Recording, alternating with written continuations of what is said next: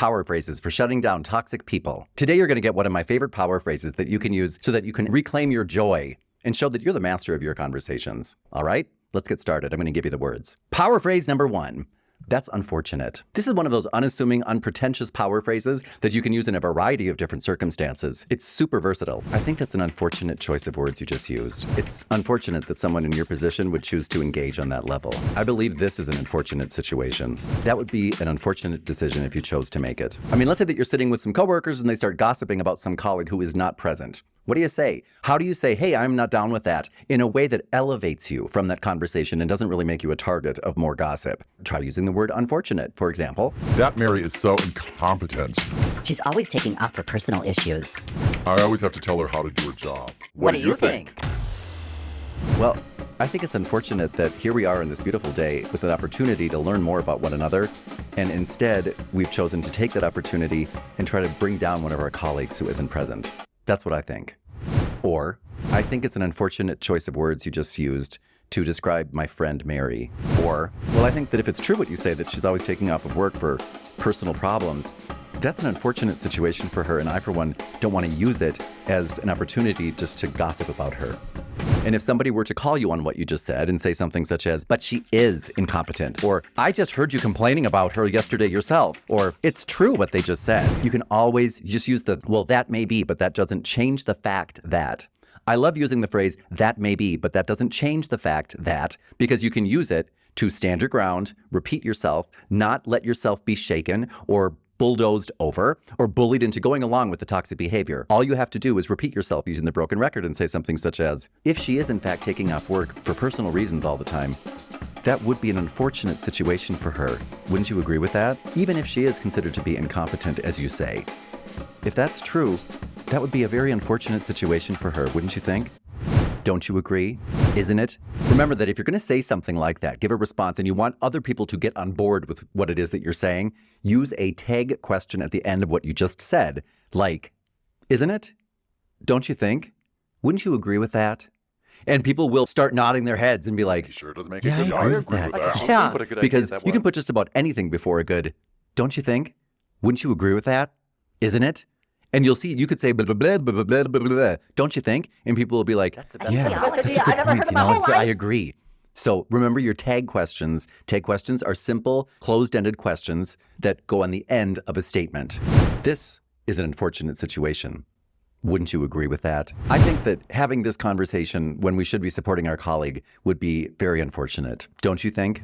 Right? If you start peppering what you say with more tag questions like that, you will notice how people will start to agree with you more, and then they'll agree with you more in just about every situation, because when we get into the habit of agreeing with people, we are more likely to agree with them in all situations.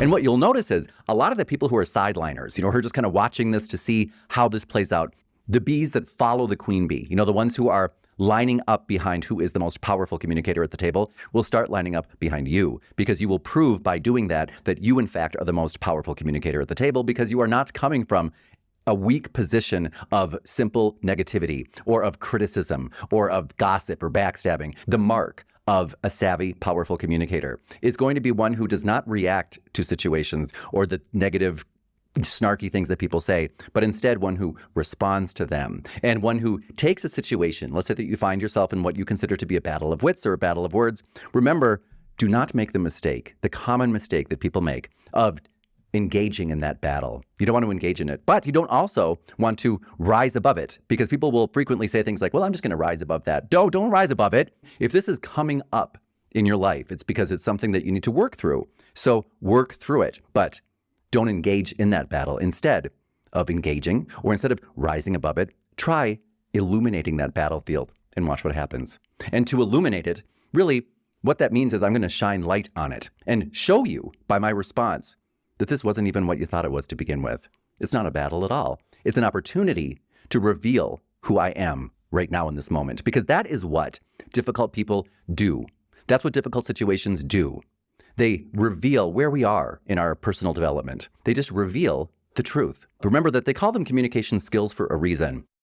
It's something that people learn. If you didn't learn it, if you were just born with these skills, then it would be called communication talents. But they're communication skills. So practice them. And when the opportunity reveals itself to you to reveal where you are, you can do that and change the situation so that people see it for what it is. There's nothing more loving, there's nothing more assertive than simply calling it out for what it is. And it helps people wake up. And when you do that and say something such as, well, I think it's unfortunate if we decided to, instead of support our colleague and friend Mary, bring her down by using her misfortune as an opportunity for us to gossip here when we should be getting to know one another and lifting each other up. Wouldn't you agree with that?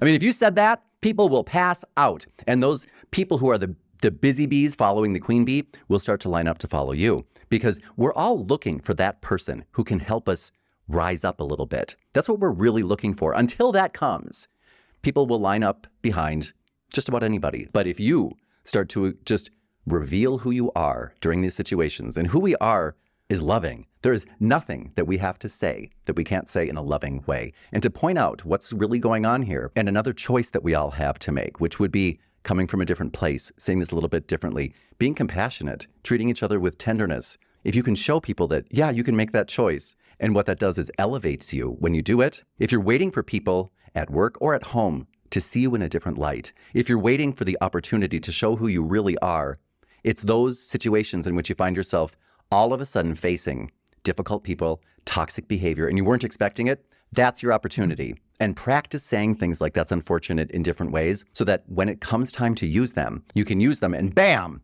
everything starts to change. So if you want to learn more about phrases that you can use to handle difficult people and difficult situations and reveal who you are, I put a link below to my course, Step Out of the Shadows and Speak. You'll find that at Dan O'Connor Training in the store. And I've also put a link above in the cards. So check that out. And if you found value in this video, remember to subscribe to this channel, hit the notification bell so that you can join us in live events, and check out this next video. If you like this, you're really going to like that.